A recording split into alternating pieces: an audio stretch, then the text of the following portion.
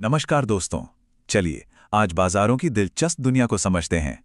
ये बाजार जो हमारी इकोनॉमी का दिल हैं, आखिर काम कैसे करते हैं, आइए पता लगाते हैं। हम सब अपनी रोज की जिंदगी में न जाने कितनी चीजों का इस्तेमाल करते हैं, सब्जियों से लेकर मोबाइल फोन तक। पर कभी सोचा है ये सारी चीजें आखिर हम तक पहुंचती कैसे हैं? इनकी यात्रा कहां से शुरू होती है? ये सब एक बहुत बड़े सिस्टम का हिस्सा है जिसे हम बाजार कहते हैं। तो चलिए देखते हैं कि आज हम क्या क्या समझने वाले हैं। हम शुरू करेंगे बाजार के इंट्रोडक्शन से, फिर उसके सबसे जरूरी हिस्सों को जानेंगे, ये समझेंगे कि किसी भी चीज की कीमत कैसे तय होती है, फिर इतिहास में गौरवशाली हम्पी के बाजार की सैर करेंगे और आखिर में आज के मॉडर्न बाजारों पर नजर डालेंगे। तो चलिए अपने पहले पड़ाव से शुरुआत करते हैं। ये बाजार होता क्या है और ये हमारी आर्थिक जिंदगी के लिए इतना जरूरी क्यों है? अगर बिल्कुल आसान शब्दों में कहें तो बाजार वो जगह है जहां लोग तरह तरह की चीजें खरीदते और बेचते हैं। अब ये कोई असली जगह भी हो सकती है, जैसे हमारे पड़ोस की कोई हाट या सब्जी मंडी, या फिर ये एक डिजिटल स्पेस भी हो सकता है, जैसे कोई ऑनलाइन स्टोर जहां से हम बस एक क्लिक में शॉपिंग कर लेते हैं। असल में जहां भी खरीदने और बेचने का काम हो रहा है वही बाजार है। 18वीं सदी के एक बहुत मशहूर अर्थशास्त्री थे एडम स्मिथ।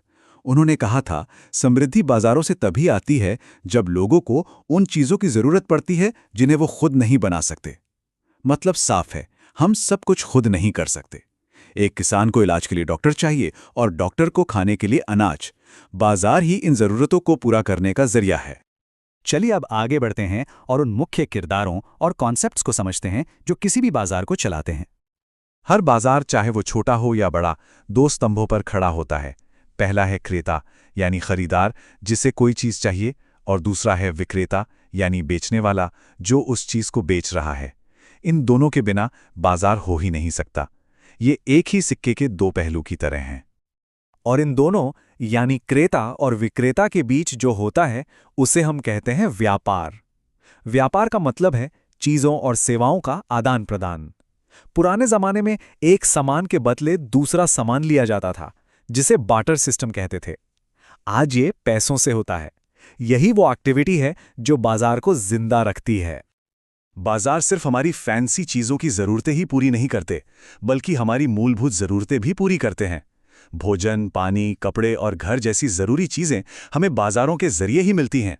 सोचिए, किसान खेतों में अनाज उगाता है और फिर वो बाजार के जरिए ही हमारे घरों तक पहुंचता है।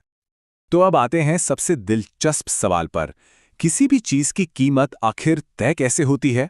ये मोल भाव की एक कला है जहां खरीदार और बेचने वाला दोनों एक ऐसे दाम पर पहुंचना चाहते हैं जहां दोनों को लगे कि सौदा अच्छा है। कीमत वो जादुई नंबर है जिस पर एक बेचने वाला किसी चीज को बेचने के लिए तैयार होता है और एक खरीदने वाला उसे खरीदने के लिए राजी हो जाता है। ये खरीदार और बेचने वाले के बीच एक तरह का समझौता है। कीमत सिर्फ एक नंबर नहीं, ये एक सिग्नल है जो बताता है कि कोई चीज कितनी कीमती है। चलिए इसे एक कहानी से समझते हैं। मान लीजिए एक विक्रेता अमरूद 80 रुपए किलो बेचना चाहता है। अब खरीदार आता है और उसे 80 रुपए की कीमत बहुत ज्यादा लगती है। वो सोचता है कि इतने में तो मैं कुछ और खरीद लूंगा। नतीजा, खरीदार बिना कुछ खरीदे आगे बढ़ जाता है। सौदा हुआ ही नहीं। अब कहानी का दूसरा पहलू देखते हैं। अगर खरीदार कहे कि मैं तो सिर्फ 20 रुपए किलो ही दूंगा, तो ये कीमत बेचने वाले के लिए बहुत कम है। इस दाम पर बेचने से तो उसे शायद नुकसान ही हो जाएगा, इसलिए वो इस कीमत पर बेचने से साफ मना कर देगा। यहां भी कोई लेन देन नहीं होगा। तो यहीं पर मोल भाव काम आता है। खरीदार थोड़ा दाम बढ़ाता है, विक्रेता थोड़ा दाम घटाता है और आखिर में वे एक बीच के रास्ते पर पहुंचते हैं। मान लीजिए 40 रुपए प्रति किलो। ये एक ऐसी कीमत है जो खरीदार को ज्यादा नहीं लगती और बेचने वाले को भी लगता है कि उसे सही दाम मिल गया। इस कीमत पर सौदा हो जाता है। तो सबसे जरूरी बात यह है कि सही कीमत वो है जो खरीदार के लिए बहुत ज्यादा न हो और विक्रेता के लिए बहुत कम न हो। इकोनॉमिक्स में इसे इक्विलिब्रियम प्राइस या संतुलन कीमत कहते हैं। यही संतुलन एक सफल सौदे की चाबी है। चलिए अब थोड़ा टाइम ट्रैवल करते हैं और देखते हैं कि बाजार के ये नियम कितने पुराने हैं। हम सैर करेंगे 16वीं सदी के एक ऐसे व्यापारिक केंद्र की जिसकी शान के चर्चे पूरी दुनिया में थे, गौरवशाली हम्पी। ये जो आप अपनी स्क्रीन पर देख रहे हैं, ये कर्नाटक में हम्पी बाजार के खंडहर हैं।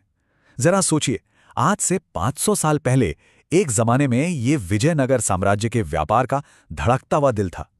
दूर दूर से व्यापारी अपना कीमती सामान लेकर यहां आते थे। उस समय भारत आए एक पुर्तगाली यात्री डोमिंगो पेस ने हम्पी को देखकर लिखा था, ये एक ऐसा शहर है जहां दुनिया की हर बेहतरीन चीज मिलती है। इस एक लाइन से हम अंदाजा लगा सकते हैं कि ये बाजार कितना बड़ा और शानदार रहा होगा। एक और यात्री फर्नाओ नुनिज ने बताया था कि हम्पी के बाजारों में क्या क्या बिकता था। एक तरफ जहां अनाज और बीज जैसे रोज के सामान थे, तो वहीं दूसरी तरफ रेशम, हीरे, माणिक और मोती जैसे कीमती पत्थर भी थे। सोने के गहने, शानदार घोड़े और यहां तक कि बटेर और तीतर जैसे पक्षी भी बेचे जाते थे। सचमुच एक वर्ल्ड क्लास मार्केट था। इतिहास की उन शानदार गलियों से निकलकर अब वापस आज के दौर में आते हैं और देखते हैं कि बाजारों का रूप कैसे बदला है, दुकानों से लेकर हमारी जेब में रखी डिजिटल स्क्रीन तक। इन दो तस्वीरों में फर्क साफ है। एक तरफ पारंपरिक बाजार है जहां खरीदार और विक्रेता का आमने सामने होना जरूरी है।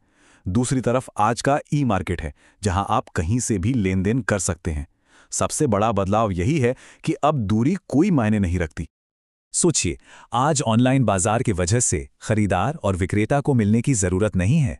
हजारों किलोमीटर दूर बैठे हुए भी लेन देन हो जाता है। किताबें और कपड़ों से लेकर टीवी और लैपटॉप तक लगभग सब कुछ सीधे हमारे घर के दरवाजे पर आ जाता है। लेकिन इस सारी टेक्नोलॉजी के बावजूद एक बात नहीं बदली है। बाजार के मूल सिद्धांत आज भी वही हैं। ऑनलाइन शॉपिंग में भी एक खरीदार होता है, एक विक्रेता होता है, एक प्रोडक्ट होता है और एक तय की गई कीमत होती है। रूप बदला है लेकिन आत्मा वही है। तो आखिर में एक सवाल सबके लिए, जैसे जैसे टेक्नोलॉजी और आगे बढ़ रही है, आपको क्या लगता है कि भविष्य के बाजार कैसे दिखेंगे? इस पर जरूर सोचिएगा। अगर आपको ये वीडियो यूजफुल लगी हो तो target with Amit YouTube channel को सब्सक्राइब जरूर करें। ऐसी ही इजी और डिटेल्ड वीडियोस के लिए बेल आइकन दबाना ना भूलें।